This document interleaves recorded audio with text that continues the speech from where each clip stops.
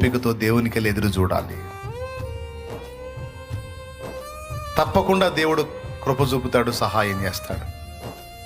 చెప్పండి, నీ అప్పుల విషయంలో దేవుడు సాయం చేయలేడా? ఎప్పుడో ఓపికతో ఆయన సన్నిధిని కాచుకున్నప్పుడు, ఉండి ఉండి ఉండి ఒక్కసారిగా ఆయన ద్వారాలు తెరిచినప్పుడు నువ్వు వెతుక్కున్నా కనపడవు నీ అప్పులు.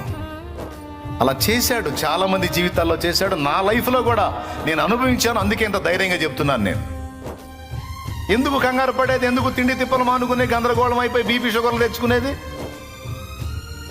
సావా బతుకు అనుకునేది ఎందుకు?